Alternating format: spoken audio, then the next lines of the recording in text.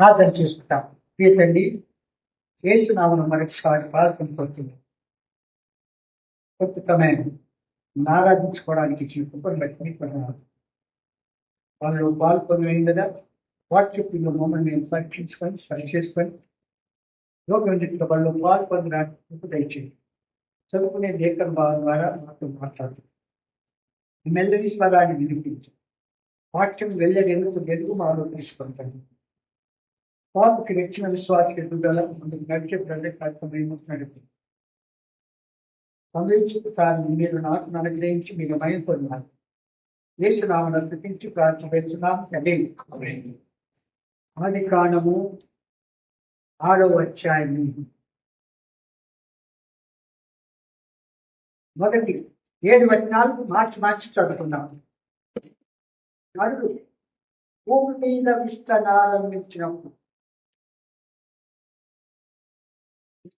ఆరంభించిన తర్వాత కుమార్తెలు వారికి పుట్టినప్పుడు దేవుని కుమారుడు నల్ల కుమార్తెలు చట్టం వారిని చూసి వారందరిలో తప్ప అనుసరించడం చేస్తున్నారు. అప్పుడు యెహోవా, నా ఆత్మ నరులతో ఎల్లప్పుడూ వాదించరు. వారు తమ అక్రమ విషయంలో నరమార్పులై ఉన్నారు. ఆయనను వారి దినములు 120 ఏళ్ళగునను. తర్వాత దేవుని కుమారులు నరుల కుమార్తెలకు పొట్టలు వారి పిల్లలను తండ్రి పూర్వకాలకి చేసుకునే నరుల చెడుతనము భూమి మీద గొప్పదని, వారి హృదయం యొక్క తలంపులలోని ఊహ ఉంటై ఎల్లప్పుడూ కేవలం చెడ్డదని యెహోవా చూచి తన హృదయంలో ఉంచుకొని అప్పుడు యెహోవా, నేను సృజించిన నరులను, నరులతో కూడా జంతువులను, పురుగులను, ఆకాశ పక్షాదులను భూమి మీద ఉండకుండా తుడిచివేయుదును. ఏలేదా నేను వారిని సృష్టించినందుకు సంతాపము నొంది ఉన్నానెనను. ఏమన్నాడు? వారిని సృష్టించినందుకు సంతాపము నొంది ఉన్నాను. ఇక్కడ మనము కొంతవరకు ధ్యానిస్తూ వచ్చాము. జల ప్రళయమునకు కారణం ఏంటి చెప్పండి? జల ప్రళయమునకు కారణం ఏంటి? విస్తరింప ప్రారంభించిన తరువాత కుమార్తెలు వారికి పుట్టినప్పుడు చాలు. నరులు భూమి మీద విస్తరింప తర్వాత కుమార్తెలు వారికి పుట్టినప్పుడు ఏం జరిగింది? దేవుడు 2వ కుమారులు నల్ల కుమార్తెలు చక్కని వారిని చూసి వారందరిలో తమకు మనసు వచ్చిన స్త్రీలను వివాహం చేసుకుంది. దేవుని కుమారులు కారణం ఏంటంటే, మొదటి దేవుని కుమారులు నరుల కుమార్తెలతో బియ్యం పొందటం బట్టి సంభవించిన ఏంటిది? జల ప్రళయం. అర్థమవుతుందా? మొదటిగా దేవుని కుమారులు నరుల కుమార్తెలకు బియ్యం పొందటం కారణం బట్టి ఏమైంది? జల ప్రళయము కాదు. ఎందుకు చెప్పండి? దాన్ని ఆధారం చేసుకొని ఏం చేసినారు? ప్రభు నరుల చేతనం గొప్పదని తెలుసుకున్నాను. ఏమనుకున్నాడు? సృష్టి అంతా చేసినప్పుడు చాలా బాగుందని సంతోషించాడు. ఆ మహాదేవుడు సృష్టి అంతటి భూమి, ఆకాశము, సముద్రము, సూర్యకిరణ, నక్షత్రములు, వృక్షములు, ఫలవృక్షములు, నానా రకముల వృక్షములు, జంతువులు, పక్షులు, ప్రాణులు, జలచరములు, జీవరాశులు, సకల ప్రాణులు, మనుషులను కూడా సృష్టించిన తర్వాత కూడా చాలా బాగుంది అన్నాడు. 1:31 చదవండి.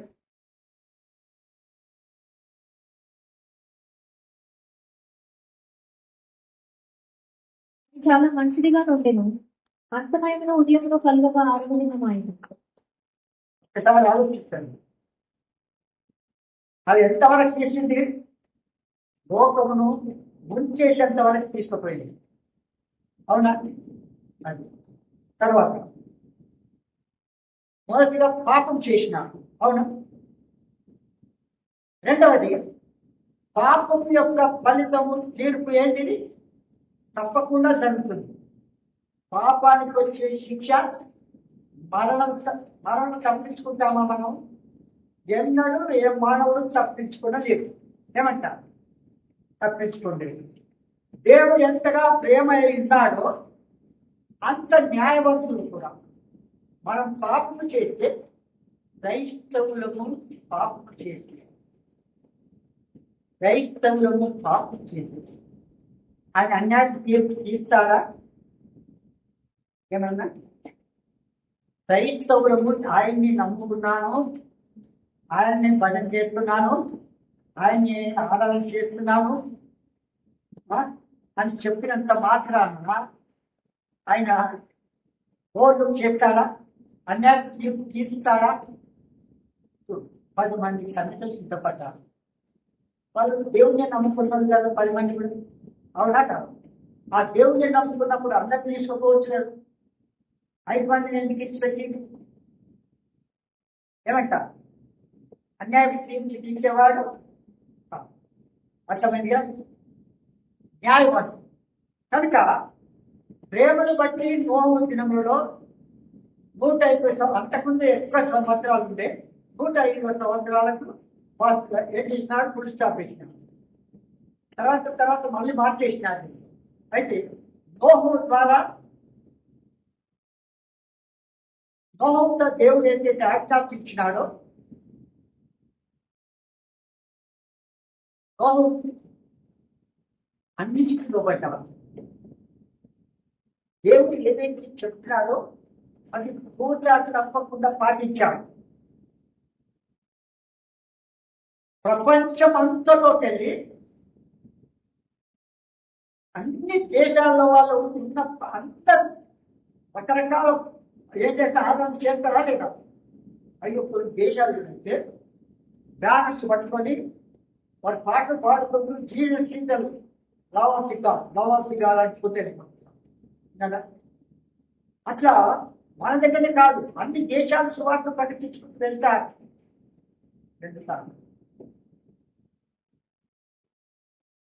అయితే అందరికి తీసుకెళ్ళాడా?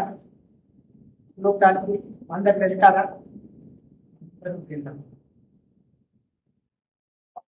నోవు అందరికి దేవునికి ఆత్మ ద్వారా అందరికీ బోధించాడు. దేవుని రాత్ర సమీపం ఉంది. పాపము ఆకాశంలో ఉంటున్నంతగా పెరిగిపోయింది. ఆయన హృదయంలో నొచ్చుకున్న సంతాపపడ్డాడు. సృష్టి అంతటి ఈ మానవులు సృష్టించినందుకు. కనుక ఈ సృష్టి అంతటి ఒక్కసారి కడిగి పారేస్తే అప్పుడు నీతిమంతులైన నోవు ద్వారా వచ్చే సంతానం పరిశుద్ధులుగా ఉండాలనుకున్నాడు అప్పుడు కూడా. అవునా? ఆయన ఉద్దేశం అని నేను అనుకుంటున్నాను. అయితే అప్పుడు ఓడను ఎంత సిద్ధం చేయమన్నాడో అసలు సిద్ధం చేసినాడు. అయితే ఒక్క సంగతి, సిద్ధం చేసిన తర్వాత ముందు జంతువులు, పక్షులు, ప్రాకులు, జలచరులు, జీవరాశులు అన్ని కూడా ఓడలకు వెళ్ళిపోయాయి. ఇప్పుడు దేవుడు అన్నాడు, నోహు తన కుటుంబం ఆయన కూతుళ్ళు అల్లుండి 8 గురు లోపలికి వెళ్ళిపోండి అన్నారు. వెళ్ళిపోండి అన్న వారు బయటనే ఉన్నారు. జంతువులు ముందు వెళ్ళిపోయారు. వరుసగా ఎవరు దూరం లేదు. దేవుని ఆజ్ఞ విజయం చూపించి వెళ్ళిపోయారు.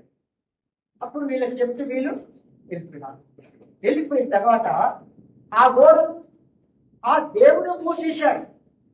వీళ్ళు పోయి లోపలికి వెళ్ళి బోల్ట్ వేసుకోలేదు. బోల్ట్ వేసుకోలేదు. అవునంటారా లేదా? పలానా వచ్చిన చదువు పిలిచిన వన్నీ దేవుడు అతనికి ఆజ్ఞాపించిన ప్రకారం సమస్త చెవిలో మడతయు ఆడదియు ప్రవేశించను. అప్పుడు యెహోవా గోడను అతని మూసివేశను. తెలిసిందా? ఆ దేవుడు మూసివేసిన దాన్ని ఎవరు తెలవలేదు. ఆయన తెలిసిన దాన్ని ఎవరు మూయలేదు. ఈ మాట రాస్తాను, 100కి 100 పాలు వాస్తాను. ఓకేనా? కనుక ఆయన ఆత్మ ద్వారా మోహము ద్వారా మోహంలో ఉండి అప్పుడు ప్రజలతో మాట్లాడుతూ వచ్చాడు. ప్రజలతో మాట్లాడుతూ వచ్చాడు, వార్త చెప్తూ వచ్చాడు. ప్రజలు ఏం చేసినారు? నాకు డబ్బు ఎక్కువైపోయింది, ఎంత ఖర్చు పెట్టాలో తెలియదు, అందుకొని పూర్వం సిద్ధం చేసుకుని అనుకున్నాను. అప్పుడు ఏప్రిల్ రాష్ట్ర పత్రిక 11వ అధ్యాయం 7వ వచనం, విశ్వాసమును బట్టి నోహు అదివరకు చూడని సంగతులను కూర్చి దేవుని చేత హెచ్చరింపబడి భయభక్తులు గలవాడై తన ఇంటి వారి రక్షణ కొరకు ఒక ఓడను సిద్ధము చేసుకొనెను. అందువల్ల అతను లోకం మీద నేరస్థాపన చేసి విశ్వాసమును బట్టి నీతికి వారసుడాయను. ఒక్క సంగతి మీకు చెప్తాను, తన ఇంటి వారి రక్షణ కొరకు ఓడను సిద్ధం చేసుకొనెను. దీని విషయం ఆలోచిస్తున్నారు? కింద వంట చేసేవారు వింటున్నారా? నేను మిమ్మల్ని అడుగుతాను, నాకు అర్థం కాలేదు అనొద్దు. ఇప్పుడు వినుకుంటా వంట చేయాలని కింద మా స్పీకర్స్ పెట్టినాం, టీవీ పెట్టినాం. విన్నారా? టైం పాస్ చేసుకుంటా మాట్లాడుకుంటా కాదు. ఇక్కడ ఒక మాట చదువుతున్నాను చూడండి, తన ఇంటి వారి రక్షణ కొరకు ఒక ఓడను సిద్ధం చేశాను. అవునా? నీ ఇంటి వారి కొరకు నీవేం చేస్తున్నావు విశ్వాసిగా ఉండి? చెప్పండి. మీ ఇంటి వారి కొరకు నీవేం సిద్ధం చేస్తున్నావు? నేనైతే టైలర్ షాప్ సిద్ధం చేస్తున్నా, నేనైతే స్కూల్కి వెళ్తున్నా, నేనైతే ఒకరొకరు చెప్పండి. మనం ఏం చేస్తున్నాం? ఇంటి పనులు చేస్తున్నాం. చూడండి,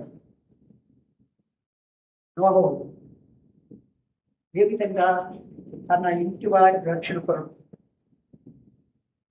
ఏం చేసినాడు? ఓడకు సిద్ధం చేసినాడా లేదా? మనము ఆ విధంగా చేయాలి. అది దేవుని ఆజ్ఞ, మనం కాదు. లోకం మీద నేరస్థాపన చేయాలి, మనుషుల మీద కాదు. ఎవరు వినకపోతే వారి మీద నేరస్థాపన చేసి దేవుడు చేస్తారు అంటారా? కాదా? కనుక జనమంతులు ఏం చేసినారు? అక్కడ సర్వ ప్రపంచమంతా కూడా కొట్టుకుపోయింది. ఏమైంది? సర్వ ప్రపంచమంతా కూడా కొట్టుకొనిపోయింది. 40 దినములు జల ప్రళయం ద్వారా నశించింది. ఎన్ని దినాలు? 40 దినములు జల ప్రళయం ద్వారా నశించింది. ఆది నుండి ఆ దినం వరకు దేవుని న్యాయ తీర్పులు జరుగుతూనే ఉన్నట్లు ప్రపంచ చరిత్ర చూస్తాం. ఐగుప్తులోను ఉండిన విడుదల దేవుని ప్రజలని ఇశ్రాయేలీయులు 40 సంవత్సరములు అరణ్యములో తిరుగులాడిరి. అవునా? 40 రాత్రింబగళ్ళు వర్షంలో మునిగిపోతూ వచ్చారు. 40 రాత్రింబగళ్ళు వర్షము ద్వారా చూడండి, మందు వర్షము పడి అది ఎన్నడూ జరగనటువంటి ప్రవాహం. కొన్ని వేల సిలిండర్లు కొట్టుకుపోయాయి. అది ఎంత బరువు ఉంటుంది? ఒక సిలిండర్ ఎంత బరువు ఉంటుంది? నీళ్ళపైకి లేస్తారా? ఆయన తలుచుకుంటే ఏదైనా చేయగలరు. కనుక మనం నేనైతే రక్షించుకోబడతాను, నేనైతే దేవుని దగ్గరికి పోతాను. మా అయ్యగారు ఎక్కడన్నా పోనీ, మా అమ్మగారు ఎక్కడన్నా పోనీ, మా పిల్లలు ఎక్కడన్నా పోనీ, ఏమంటారు? నాకైతే చిక్కలేదు. నేను చెప్పుకుంటే ఎంత చేస్తుందో తిట్టలేదమ్మా. కేసీఆర్ రావాలని నేర్చుకున్నారని నా మాట ఎప్పుడు విన్నాను.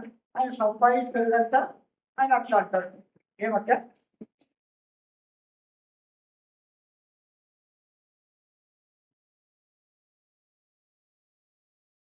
నలుగురి సంవత్సరములు ఆనందంలో తిరిగాను. ఎందుకు చెప్పండి? అభిజ్ఞానులైన ఇస్రాయేలు, వ్యభిచారులైన ఇస్రాయేలు, విగ్రహారాధికులైన ఇస్రాయేలు వారు దేవుని ప్రజలు అనబడ్డారు. అవునా? దేవుని ప్రజలము క్రైస్తవులము మేము నమ్ముకున్నామని చెప్పుకున్నారు. కదా? ఈనాడు క్రైస్తవులంగా మనముంది. క్రైస్తవులు అంటే ఎవరు? పవిత్రులు, పరిశుద్ధులు, రాజులైన యాజక సమూహము, దేవుడి సొత్తైన ప్రజలు వారు. ఆ సాక్ష్యం నీవు నేను కలిగి ఉన్నామా? క్రైస్తవులు అంటే పరిశుద్ధులు, పాపులు ఏం వారు. అలాంటి సాక్ష్యం మనం కలిగి ఉన్నామా? వీళ్ళు ఐగుప్తులో ఆ బాధ తట్టుకోలేక, ఐగుప్తులో అంత శ్రమ కాదు వాళ్ళకు. ఎంత శ్రమ అంటే వాటిని నడిపి పని చేయించేవారు, ఇటుకల పని చేయించేవారు. ఆ మట్టిని తోలికి రావాలి, ఇటుకలు చేయాలా, వీళ్ళేం గడ్డి చేయాలి, కాల్చాలి, అన్ని చేయాలి, అన్ని సమకూర్చుకోవాలి. వారికి నాయకులు ఉన్నారు. ఏ ఒక్కరు కూడా అలిసినట్టుగా కొట్టి నిలబడ్డాడంటే గోడాలతో కొట్టి ఏం చేసినాడు? గోడాలతో కొట్టాడు. ఆ బాధ పడలేక అప్పుడు అన్నారు, ఇది తమ దేవుడిని ఎక్కువను జ్ఞాపకం చేసుకున్నారు. మేము నీకు విరుద్ధంగాను పాపం చేసినామయ్యా అని క్షమాపణ అడిగి వారి ఆ దేవుడు ఎంత క్షమించ సిద్ధమైన మనసు కలిగినాడు. దేవుడు విరుద్ధంగా ప్రవర్తించిన వాళ్ళన్నింటినీ తలంచుకోలేదు. కానీ క్షమించకు సిద్ధమైన మనసు కలిగిన దేవుడు వారి మనవులు, వారి ప్రార్థనలు, వారి మూలుగులు విన్నాడు. వారికి కష్టపెట్టిన వారిని కూడా చూసినాడు. ఏం చేసినాడు? వారికి ఒక నాయకుడిని ఏర్పాటు చేసి ఆ నాయకుడి ద్వారా వెలుపడికి తీసుకొచ్చానా లేదా? అయితే పొత్తు నుంచి వెలుపడి తెచ్చినానా? తీసుకొచ్చాడు. సంతోషించి ప్రయాణం చేసేదానికి బదులుగా వారు వంట వండలేరు, కోయిలకు సత్యం పెట్టేయలేరు, గ్యాస్ లేదు, ఏం లేదు. దేవదూతలు తినే మన్నాతో వాళ్ళని పోషిస్తూ వారు ఆశించడానికి వారికి పెడుతూ ఉంటే ఏమైపోయినారమ్మా? నా విచారం స్థితి పెడుతున్నారన్నారు. నా బోధకులు మీకు అట్లా ఉంటారు. అవును, ఏం బోధ? సవిచారం లేని బోధ ఇది కదా.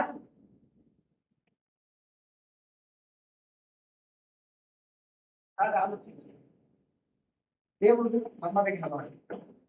హృదయం ఆంతర్యమును చూస్తూ ఉన్నాము. మనం చూసినాము. ఆయన అంతటా అన్ని సమయాల్లో ఉన్నాడు, చూస్తున్నాడు. ఏమంటాడు? మనం కాదండి.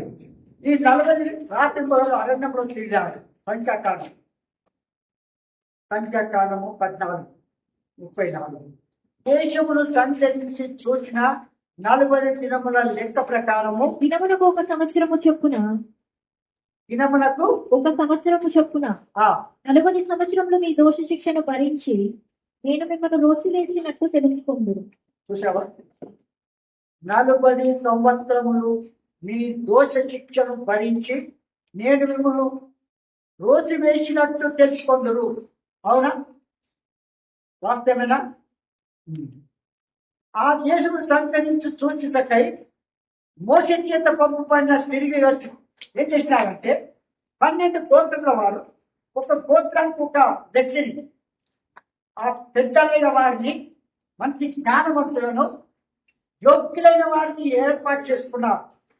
12 గోత్రముల వారికి 12 మందిని ఏర్పాటు చేసుకొని వెళ్ళండి, ఆ దేశం చూసిరండి ఎట్లున్నదన్నా. 11 మంది వారు నెఫీలులు, వారు మిగిలిన ఎత్తైన వారు, బలవంతులు. వారి ఇండ్లు, వారి పట్టణాలు, వారి గ్రామాలు వారికి పోల్చుకుంటే మనం ఎందుకు పనికిరాం అని సలహా ఇస్తే ఒక్క వ్యక్తి మాత్రం ఒకటి ఇద్దరు యెహోషువ కాలేబు ఆ ఇద్దరు మాత్రం లేదు మనం గెలుస్తాము దేవుడైన యెహోవా మనకు అప్పగిస్తాడు అని సాక్ష్యం ఇస్తే ఎవరిది గెలిచిందండి? ఎవరిది గెలిచింది చెప్పండి? యెహోషువ కాలేబు. జనం ఎక్కువ ఉన్నంత కాదు, ఎక్కువ ఉంది సాక్ష్యం ఇవ్వడం కాదు ఉద్దేశం. సత్యంను అనుసరించి వాస్తవంగా చెప్పేవాడు ఒక్క వ్యక్తి ఉంటే చాలు.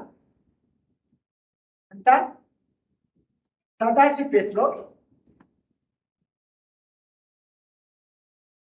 సదాశివపేట ఇక్కడ దగ్గరలో ఉంటుంది. కొందరు తెలుసు. పక్షికాల కాలంలో ఒక రిక్షా పుల్లరు సేవకు సమర్పించుకున్నారు. ఎవరు? రిక్షను నడిపేవాడు దేవుడి సేవకు సమర్పించుకున్నారు. దేవుడు నన్ను పిలుస్తున్నాడని. అప్పుడు పక్షికారు ఏం చేసినారంటే ప్రార్థన చేసి ఆ సదస్సు పెట్టిలో ఒకే ఒక్క కుటుంబం ఉంది. ఎంతమంది? ఒక్క కుటుంబం ఉంది. నేను బాగానే తినేటట్టు సేవ చేసేటట్టు బాగానే ఉంది, నన్ను తీసుకుపోయి అక్కడ పంపుతున్నారా అని అనలేదు.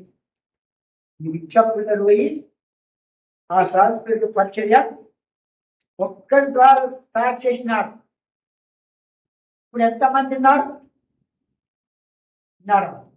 ఆయన ప్రభునందు నిద్రించారనుకో మనతో క్లోజ్ ఉండేవాడు. అయితే ఎందుకు చెప్పిన ఈ మాట? 40 రాత్రి మొదలు వర్షం కురిసిన. అయితే నోహు దినాల్లో సువార్త ప్రకటించిన అప్పుడు ఏమి కాలేదు, వారు నమ్మలేదు. తర్వాత ఇశ్రాయేలు శబరాల నుంచి బయటకు తెచ్చినాక కూడా వారు ఏం చేయాలి?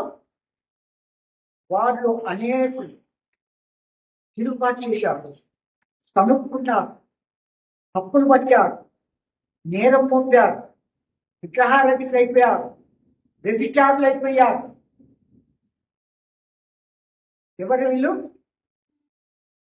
దేవుని ప్రజలు ఏమైపోయారు? దేవునికి విరుద్ధంగా ప్రవర్తిస్తున్నారు, తలస్తున్నారు, యోచిస్తున్నారు. ఆనాడున్న ప్రజలు ఈనాడు లేరా? అట్లు తలంచేవారు వారి జాబితాలో ఉన్నారనుకోవాలి. అంతే, లేదంటే ఛాన్స్ చెప్పాలి. అందుకే ఇక్కడ దినమునకు 1 సంవత్సరము 40 సంవత్సరాలు అరణ్యములో తిప్పినారు. ఎందుకు తిప్పినారు చెప్పండి చూద్దాం. అరణ్యంలో వాళ్ళు ఎందుకు తిరిగినారు చెప్పండి?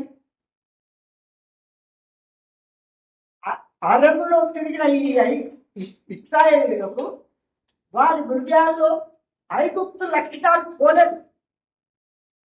ఏం పోలేదు? ఐగుప్తులో ఉన్న లక్షణాలు వాళ్ళ నుంచి పోలేదు కనుక 40 సంవత్సరాలు తిప్పినాడు. ఇక అప్పుడైనా విడిచిపెట్టారేమో నాకు. ఎవరు కూడా ఆ రూపం వచ్చిందా? రాలేదు. మనం మనం మన ఇష్టం, మన రాజ్యం ఏమంటారు అట్లా అనుకున్నారు. అప్పుడు ఏం చేసినారు? అలాంటి అరణ్యం అతం చేసేంత వరకు ఆ 40 సంవత్సరాలు తిప్పినాడు.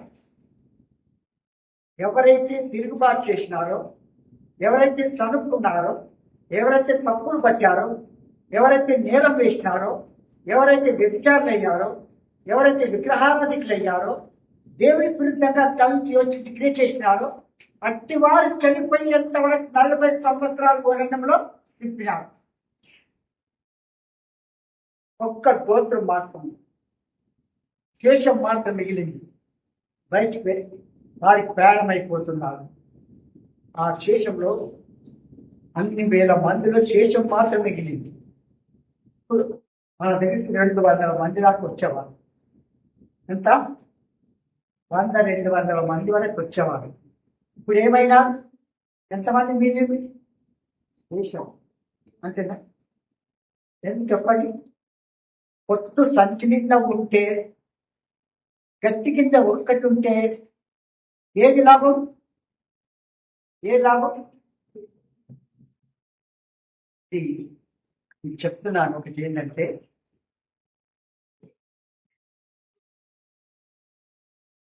సంగారెడ్డిలో నేను విశ్వాసిగా కొనసాగుతూ వచ్చినాను. ఇంకొకటి చెప్పినాను, మర్చిపోయి ఉంటాను, సందర్భాన్ని బట్టి చెప్తున్నాను. సంఘంలో ఉన్న వ్యక్తులందరూ కూడా విశ్వాసులు అనిపించుకున్న వారే, కానీ అక్కడ ఒక్క సేవకుని కూడా ఉండలేదు. ఏం చేయలేదు? ఆ సేవకులతో పంపిన ఎవరు పంపిన సేవకులందరితో గొడవ పెట్టుకున్నవాడు పంపించేవాడు.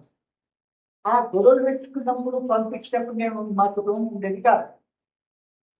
నేను ఇల్లు తిరిగేసి మరి ప్రతి హాస్టల్స్ అవన్నీ ఆత్మలు తీసుకొచ్చారు. పెడితే కొత్తగా వచ్చిన వారు ఏంటి, ఏం సంగతి, ఏం చర్చయ్యో అని ఆగిపోతే ఎట్లా అని కన్నీటితో పట్టుదలతో వాడుకొని ప్రార్థన చేసేవాళ్ళు. ఎందుకు? వాళ్ళ ఆత్మలు తెచ్చిపెట్టేవాళ్ళు కాదు కనుక. మనం తెచ్చిపెట్టిన తర్వాత నేను ఎదుగుతారా లేదా వెళ్ళిపోతారని భయంతో బాగా పట్టుదలను ప్రార్థన చేసిన తర్వాత ఇక చివరికి ఎప్పుడో నుంచి మీకు సేవకులను పంపము, ఏం చేయము, సేవకులను పంపము అన్నాను. నాకు ఎంత బాధ అయిందంటే, వ్యక్తిగతంగా, కుటుంబముగా, సంఘముగా అంత కాదు ప్రార్థన చేసి వచ్చాము. చేసిన తర్వాత నాతో కూడా ఒక విశ్వాసం ఉండే. ఆ విశ్వాసాన్ని తీసుకొని ఎబ్రోన్కి వెళ్ళాను. ఎబ్రోన్కి వెళితే ఎబ్రోన్లో పెద్దలతో కలిసి అన్న మాకు సేవకుని పంపడం లేదు అన్నా. నీ పేరేం అబ్బాయి అన్నా.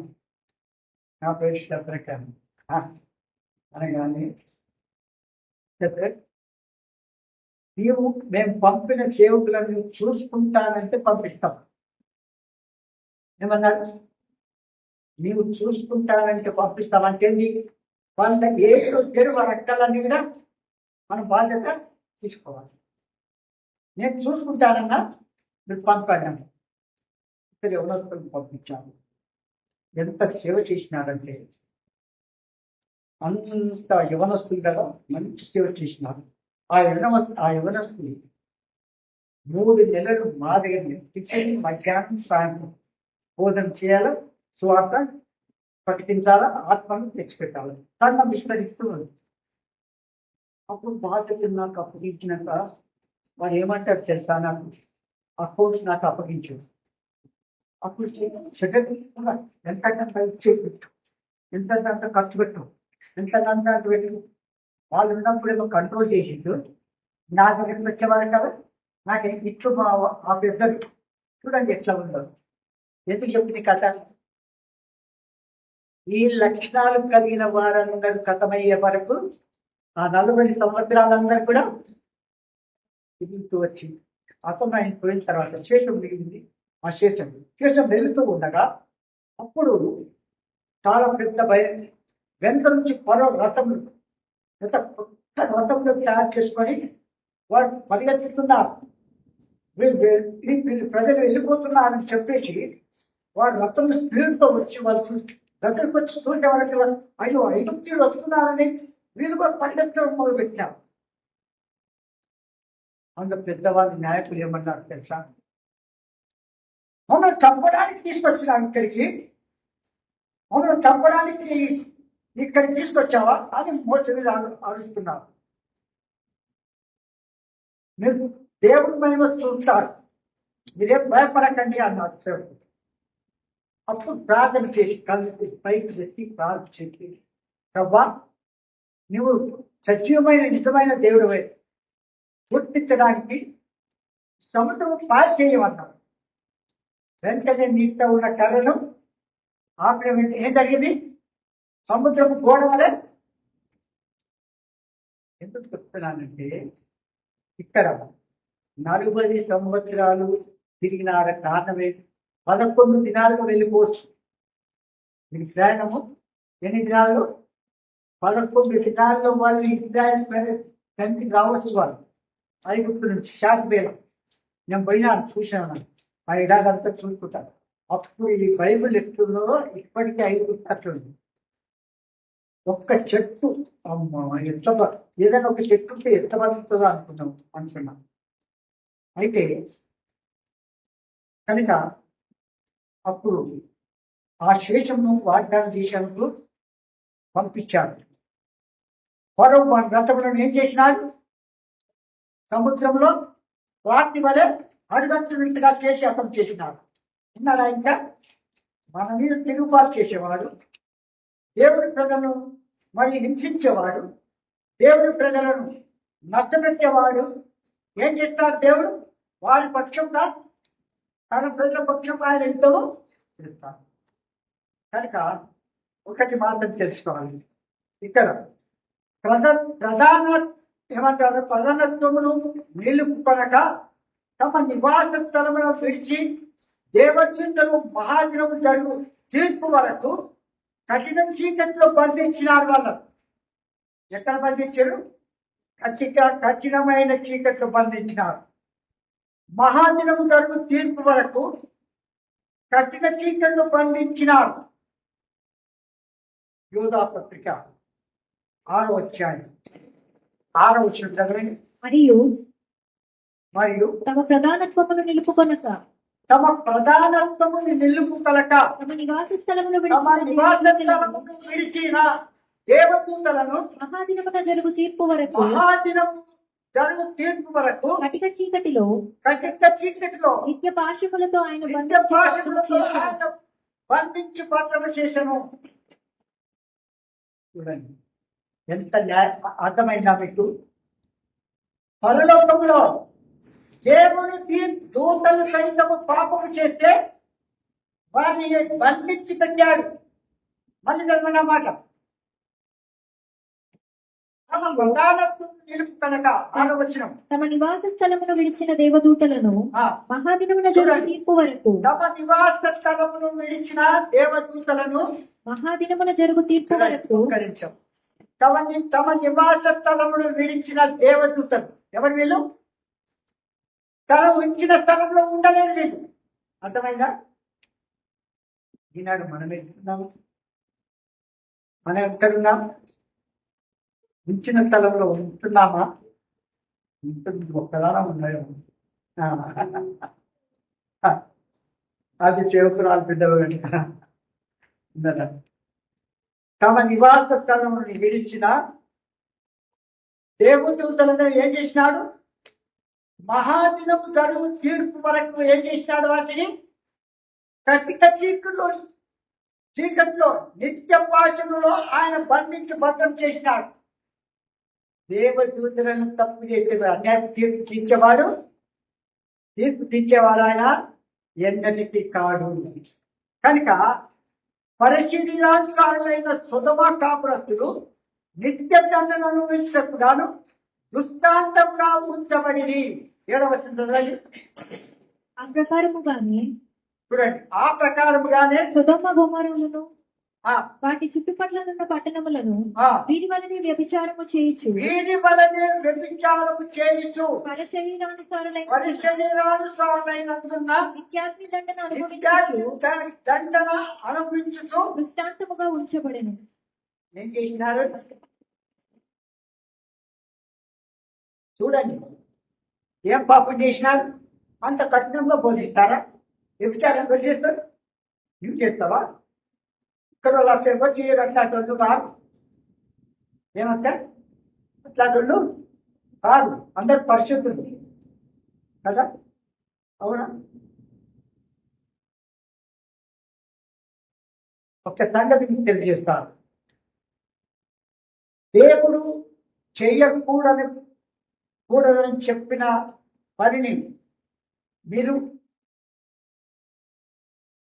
అట్లే కొనసాగి చేస్తూ ఉన్నట్లయితే అది వ్యభిచారానికి కిందికి లెక్క కట్టారు. అర్థమైనా?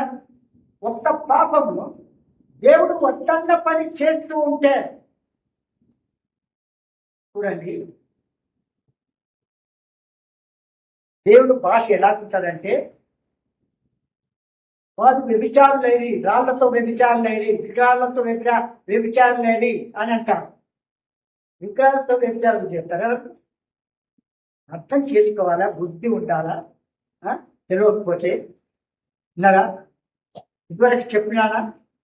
దేవుడి ప్రజలు విగ్రహారాధికులై, వ్యభిచారులై అరణ్యంలో తిరుగుతూ కొనసాగుతూ వచ్చినారు. లేదా వాస్తవమేనా కాదా? కనుక దేవుడు వద్దన్న పని చేయడమే అది వ్యభిచారంతో సమానమని తెలుసుకోవాలి. మనం ఈజీగా తీసుకుంటున్నాం. మనం దాన్ని ఆజ్ఞ అతిక్రమం పాపం అన్నప్పుడు దేవుడు వద్దన్న పని చేయడం పాపం కాదా? అది దాంతో సమానమని లెక్క కట్టారు దేవుడు. కనుక క్రీస్తు ఆదం వరకు, రెండవ రాకడ వరకు ఆయన సంఘము ఎత్తబడిన పిలప, విడనాడబడిన పిలప, విడనాడబడిన వారికి ఏదేను మహాశ్రమను తీర్పు వస్తుంది. మొదటి పునరుద్ధానంలో మీరు ఎత్తబడకపోతే, ఆయన స్వరం విని భూమి మీద విడిచిపెట్టబట్టే, మీరు ఎవరైతే విడిచిపెట్టబడ్డారో అట్టి వారి యొక్క దుఃఖము, బాధ, శ్రమ ఇంత అంత కాదు. పేరుకు క్రైస్తవుల కుటుంబంలో పుట్టింటుంటావు నువ్వు. పాపము విడిచిపెట్టడం ద్వారా పర్వతాన్ని వెళ్ళడం ఎత్తబడలేవు ప్రభుత్వం కూడా. నువ్వు ఏసు రక్తంతో నీ పాపాలు కడుక్కుంటేనే తప్ప ఈ క్రైస్తవ కుటుంబంలో పుట్టినంత మాత్రం పర్వతం వెళ్తానని నమ్మకం నీకు ఉందా? చెప్పండి చూద్దాం. నేను క్రైస్తవు, ఆ బైబిల్ వస్తాను, ఆరాధన పాట పడతాను, గుడికి వస్తాను అనుకుంటున్నారు. దేవుడు వద్దన్న పని చేసి పాపము చేస్తే ఆయన వచ్చినప్పుడు ఇచ్చిపెట్టబడతాం. విడిచిపెట్టిన దినాలు ఎన్ని సంవత్సరాలు? 7 సంవత్సరాలు. ఈ 7 సంవత్సరాలు బంధింపబడ్డ సాతాను విడిచిపెట్టబడ్డాడు. వారిని ఇంత అంత శ్రమలు కాదు. చనిపోదామంటే కూడా సాగు రాదు.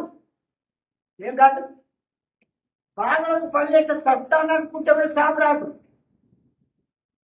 ఎంత బాగుంటుంది కదా. కనుక ప్రభు వచ్చినప్పుడు ఎత్తబడకపోతే చూడండి, పెళ్లి కుమార్తె సంఘాన్ని తీసుకొని రావడానికి వస్తాడు ప్రభు. అంతేంటి? స్వరక్తం ఇచ్చి కొనబడిన వారే, యేసు రక్తముతో తమ పాపాలు కడుక్కున్న వారే, మారుమచ్చు పొందిన వారే, ప్రపంచ మంత్రుల్లోకి వెళ్ళి నీతి మంత్రులని ఒక్కడు ఏ విధంగా ఉన్నాడో అలాంటి భక్తి లేకపోతే మనము పరలోకంలో ఉంటామా లేదా ఒకసారి మీరు పరీక్షించుకోండి. నేను కాదు తీర్పు తీర్చింది. ఇక్కడ అంటాడు, ఇక్కడ వధువు సంఘము ఎత్తబడిన పిదప, విడనాడబడిన పిదప, విడనాడబడిన వారికి ఏదైనా మహాశ్రమలు తీర్పులు జరుగుతాయి.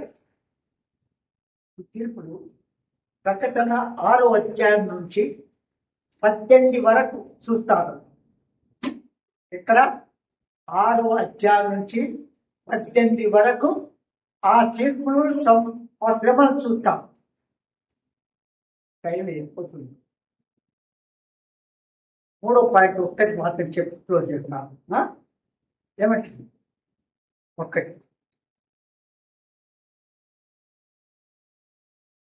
ఒక్క మాట, ఓడలో ఉన్నవారు రక్షింపబడిన వారు.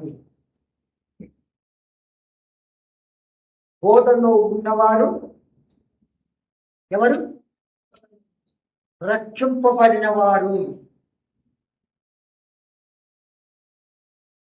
అంటేంది? ఈ రక్షింపబడిన వీరు సార్వత్రిక సంఘానికి సూచన. ఆ ఓడలో ఉన్నవారు రక్షింపబడిన వీరు సార్వత్రిక సంఘములకు సూచన. అది 6 నుంచి 9 వరకు చదువుకుంటే అర్థమైంది. తర్వాత ఇక్కడ 3 పాయింట్స్ మీకు చెప్పినాం. ఇందులో 3 పాయింట్స్ ముందు చెప్పినాం. ఒకటి, ఏర్పాటు చేయబడిన వారు. అర్థమైందా? Chosen people.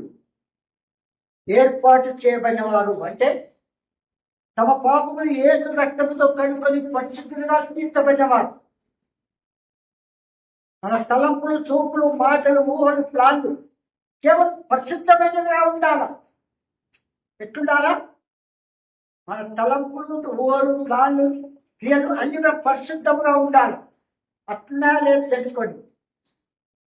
ఆ తర్వాత అవన్నీ చదివినాం. చదివి మళ్ళీ చెప్పాను. 2వ పాయింట్, ఈ 80 సంఘ ఓడలో ఉన్నవారు పిలువబడిన వారు, దేవుని చేత పిలువబడిన వారు. మొదట ఏర్పాటు చేయబడిన వారు, రెండవది పిలువబడిన వారు. పిలువబడిన వారు నాకు ఎన్ని చుట్టూ సంఘాలు ఉన్నాయి. ఎక్కడన్నా పోతాను. ఎవరన్నా పట్టుకుంటారా? పట్టుకోలేదు. అన్ని స్కూల్స్ ఉన్నాయి. గవర్నమెంట్ స్కూల్ కూడా ఉంది. అవునా? ఏ స్కూల్కి పంపుతారట? ఏ స్కూల్కి పంపుతారు? ఎందుకు? గవర్నమెంట్ స్కూల్ ఇక్కడ దగ్గర నేను పంపవచ్చు కదా. చెప్తున్నాను. ఏమంటారు?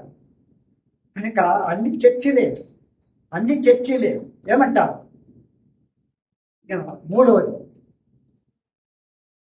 ఆ ఓడలో వెళ్ళినటువంటి వారు ఎవరు?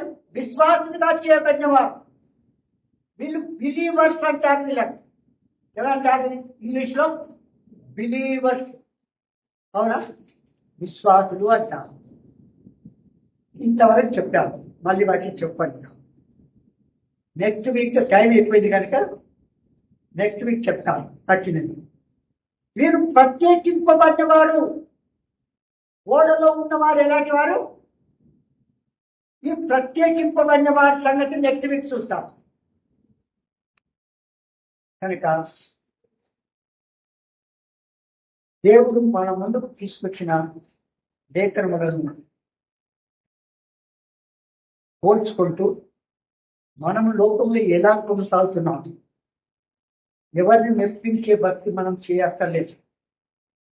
దేవుడు మెచ్చుకునే భక్తి, దేవుడు మెచ్చుకునే విశ్వాసం, దేవుడు మెచ్చుకునే జీవితం మనం జీవిస్తే చాలు. ఏ మనుషులు మెచ్చుకోవలసిన అవసరము, మనకు గిఫ్ట్ ఇవ్వవలసిన అవసరము లేదు. అట్లా ఉంటేనే పరలోకం. లేదా మనం సెర్చ్ చేసుకోవడం మంచిది. ప్రార్థన చేసుకుంటాం. తండ్రి, యేసునామమున భారతాన్ని పెట్టినాం. మా ముందుకు తీసుకొచ్చిన లేఖన భాగములను బట్టి మీకు వందనాలు. మానవ దుబాట్లు విత్తబడిన వాక్యానికి పరిశుద్ధాత్మ కార్యము మాలో లోతుగా జరిగించి పాపకి రక్షణ విశ్వాసకు దూదల ముందుకు నడిచే కార్యక్రమానికి నడుపుతుంది. యేసునామమున స్తుతించి ప్రార్థించి వేస్తున్నాం తండ్రి.